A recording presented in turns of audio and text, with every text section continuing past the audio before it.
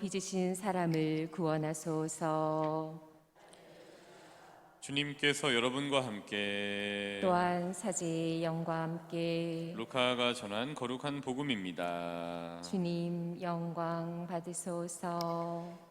엘리사벳은 해산딸이 차서 아들을 낳았다. 이웃과 친척들은 주님께서 엘리사벳에게 큰 자비를 베푸셨다는 것을 듣고 그와 함께 기뻐하였다.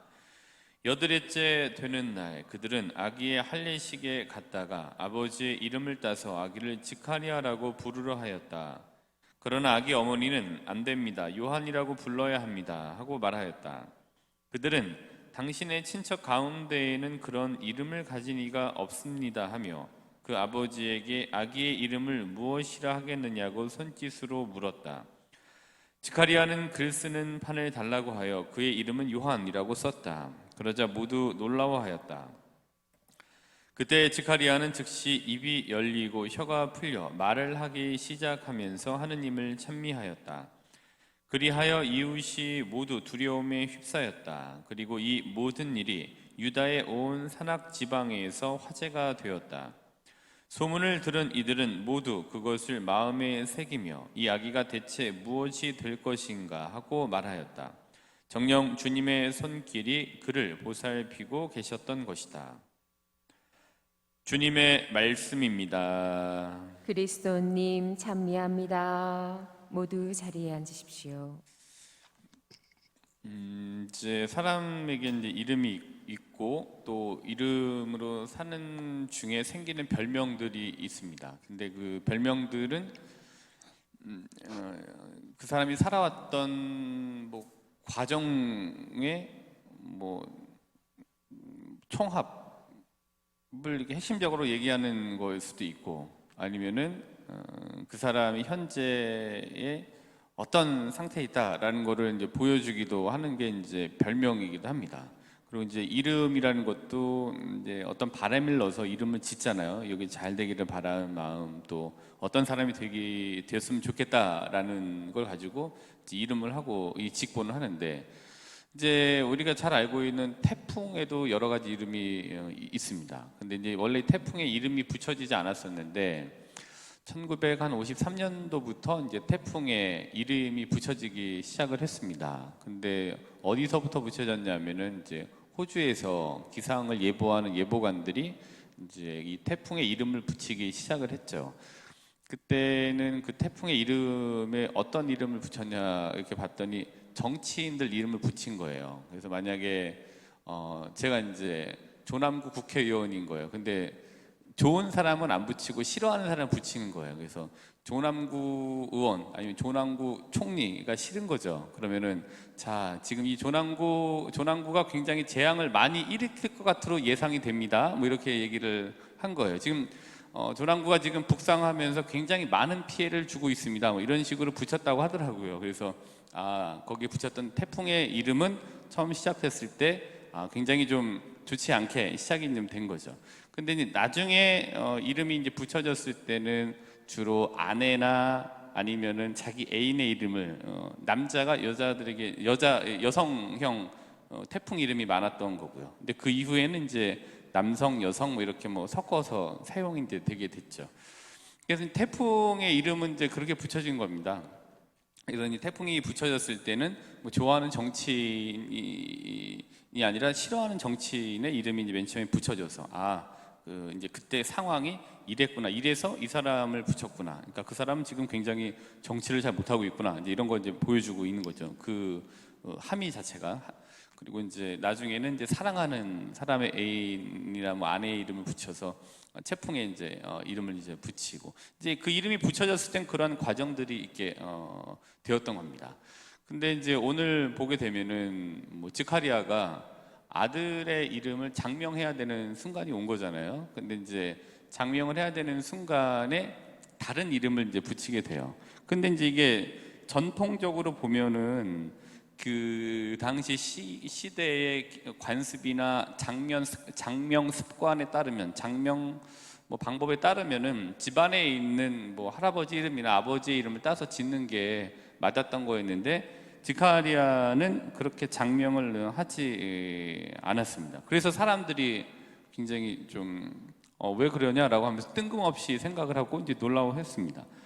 근데 이제 사람들이 이제 어렵다고 생각되는 출산이 이루어진 거잖아요. 그 세례자 요한의 탄생은 지카리아와 이제 엄마 엘리사벳의 굉장히 좀 어려웠던 상황에서 그 시기에 이제 생기게 되는 출생이 어려웠었는데 그 사람들이 생각하는 출생과는 좀 다른 출생이었습니다. 그런데다가 이제 예수님 비교를 해보면은 예수님의 탄생도 사람들이 생각하는 다른 이제 출생이었어요.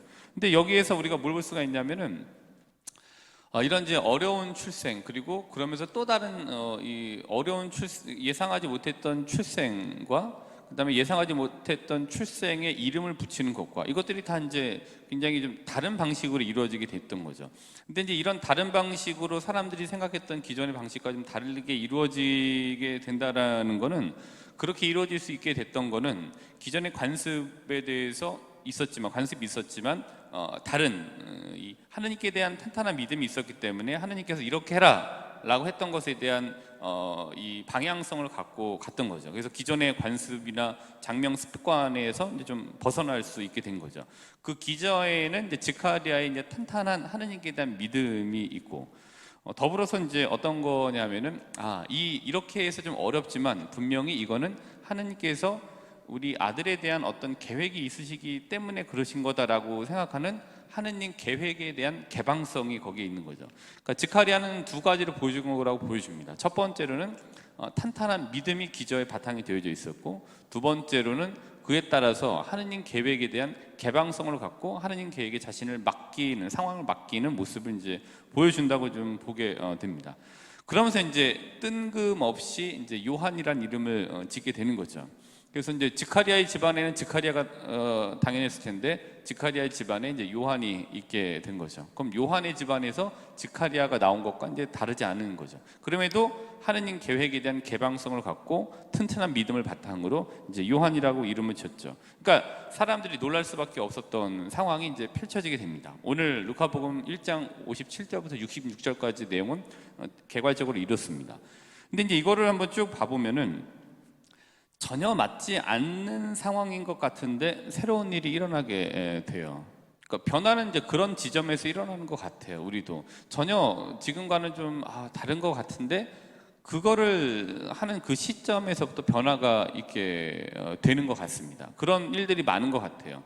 그래서 지카리아가 보여줬던 기존 그 시대가 보여줬던 지카리가 살았던 시대가 보여주는 기존의 그 장명 관습은 우리의 뜻이라고 한번 놓고 한번 생각을 해보고, 그런데 이제 전혀 다른 이름을 지었던 거는 하느님의 계획이라고 보고, 그리고 세례자 요한의 역할을 보면은 결국에는 이제 우리의 뜻과는 좀 다르게 진행될 수 있는 하느님 계획의 큰 그림에서 변화가 일어나게 된다라는 것을 세례자 요한이 보여주고 있는 것 같아요.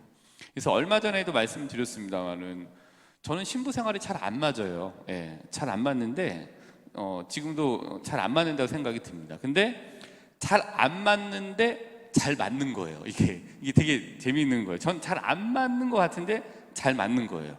근데 어떤 분은 잘 맞는 것 같은데 잘 맞아. 그분은 너무 행복한 분이겠죠.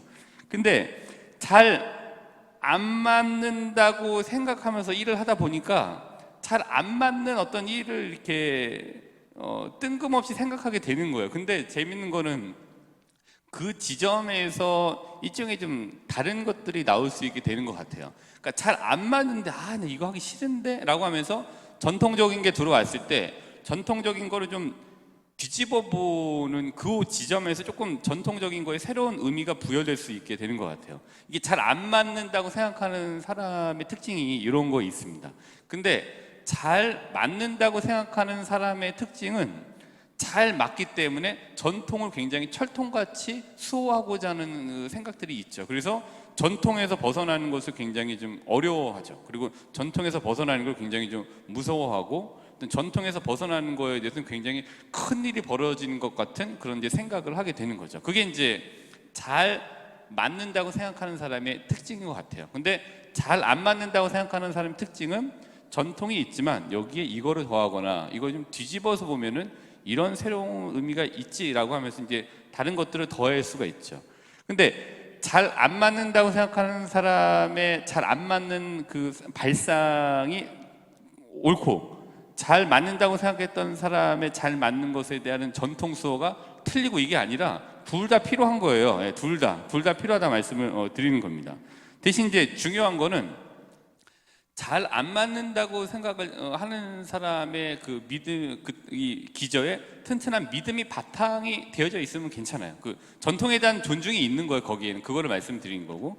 근데 잘 맞는다고 생각하는 사람에도 마찬가지로 그 기저에 탄탄한 믿음이 이 바탕이 되어져 있어야 됩니다. 이거를 가지고 잘 안 맞는다고 생각하면서 뒤져보고 잘 맞는다고 생각하면서 좀 엉뚱한 것들에 대한 이 방어나 엉뚱한 것들에 대한 이 걸러냄, 필터링을 이제 하게 되는 거예요. 그러니까 잘 안 맞으면 잘 안 맞는 대로 필요한 거죠.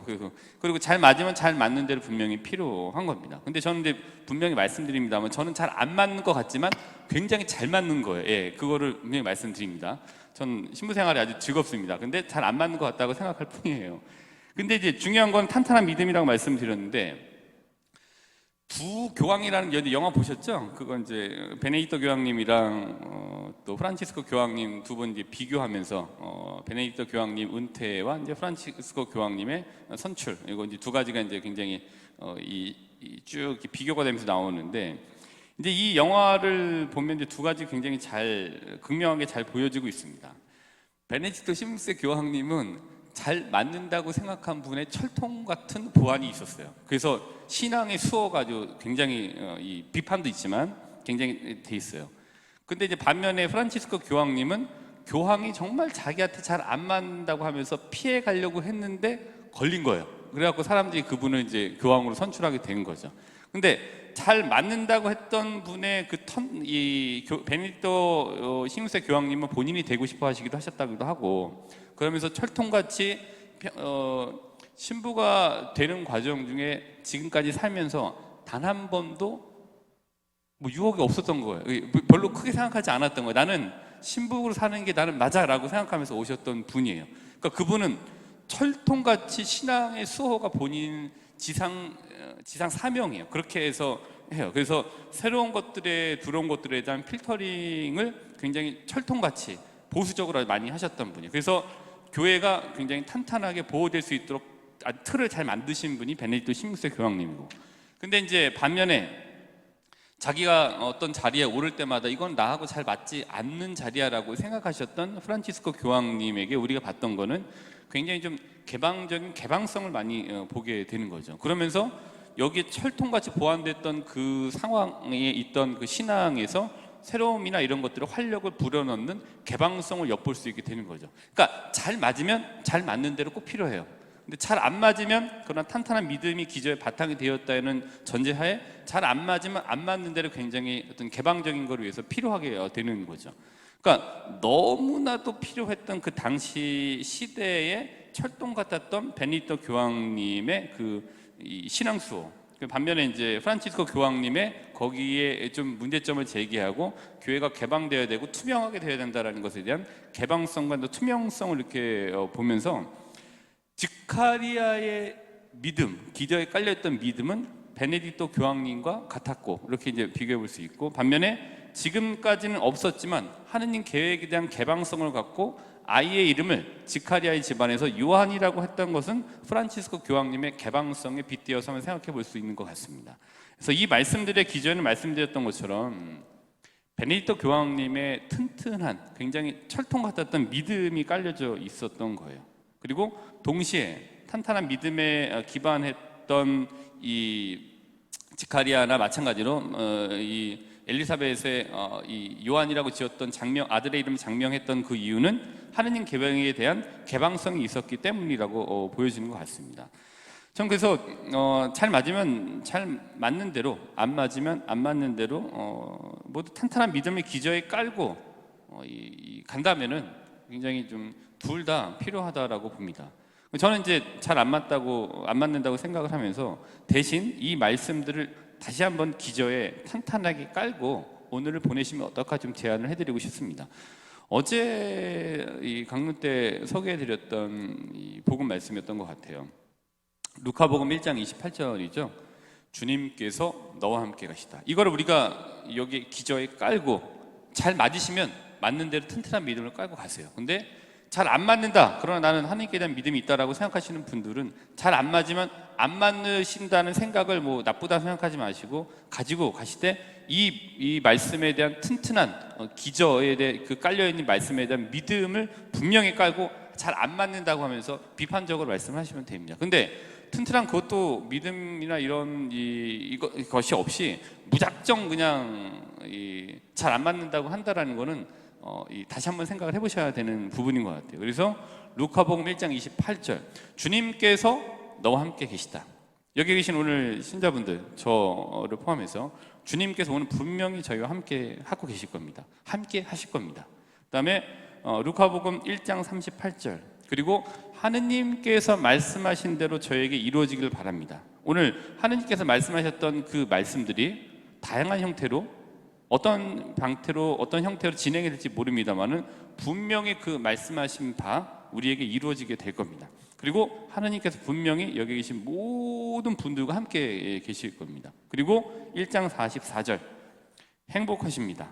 믿어야 된다. 행복하십니다. 그리고 주님께서 하신 말씀이 이루어지리라고 믿으신 분. 이거 뭐 우리한테 하는 얘기는 아니었지만 결국에는 우리한테 하는 얘기인 거죠. 우리가 하느님께서 우리와 함께 계시고 그분이 하셨던 말씀이 분명히 어떤 시점에 어떤 형태로든지 간에 나에게 이루어진다라고 하는 믿음을 가지고 그 말씀이 이루어지리라고 믿는 이들은 신앙 안에서의 공식에서 봤을 때 그게 행복인 거죠. 그리고 분명히 그 조각이 맞춰지게 될 것입니다. 그리고 1장 66절 왜냐? 정녕 주님의 손길이 그를 보살피고 계셨던 것이다. 오늘 주님의 손길, 그 하느님께서 말씀하셨던 그 말씀의 아우러짐, 그 말씀의 울타리, 말씀의 그 능력이 분명히 여기 계신 분들을 보살피실 겁니다. 그 다음에 이제 이 말씀을 다시 한번 새겨보면서 2022년의 정박 말씀을 이제 보내드려야 될 것 같습니다. 나에게 힘주시는 분 안에서 하는 일마다 잘 되리라. 말씀을 가지고 분명히 계실 때 그분이 나에게 힘주실 거고 그 다음에 그 힘 안에서 우리가 하는 일마다 분명히 잘 될 겁니다. 그러면서 조금 이런 심보는 좀 버리시면 좋겠습니다. 내가 100일 기도했으니까 100일째 효험이 나타나겠지. 그렇지 않습니다. 그런 일이 일어나지 않습니다. 일어나면 너무 좋은데 그런 심보보다는 분명히 100일이 아니라 1001일째 일어날지도 몰라요. 그러나 우리가 그 말씀 하느님께서 보살피고 말씀이 분명히 이루어지리라고 확신을 가지고 튼튼한 믿음을 기저의 바탕을 가지고 갈 때 분명히 하는 과정 그 일들 하나하나가 분명히 잘 되어 갈 거예요. 이전보다 더 개선돼서 잘 되어 갈 겁니다. 이게 우리가 가지고 있는 확신입니다. 더불어서 루카복음 8장 15절의 말씀을 끝으로 이 말씀 소개해드리는 거 마치겠습니다. 루카복음 8장 15절 이런 말씀입니다. 우리에게 필요한 거죠. 좋은 땅에 떨어진 것은 바르고 착한 마음으로 말씀 듣고 간직하여 인내로서 열매를 맺는 사람들이다. 우리 좀 다소 100일 기도하고 100일째 효험이 나타나면 얼마나 좋겠습니까? 그러나 그렇지 않은 경우가 허다하니 인내로서 열매를 맺는 사람들로 우리가 거듭 나야 될 것 같습니다. 이런 말씀들을 바탕으로 오늘 하루 탄탄한 믿음의 바탕을 두고 나는 나대로 내 모습대로 하느님께서 크게 쓰신다는 것을 잊지 않으시는 하루가 되시기를 바라면서 오늘 미사를 정성껏 봉헌하도록 합시다.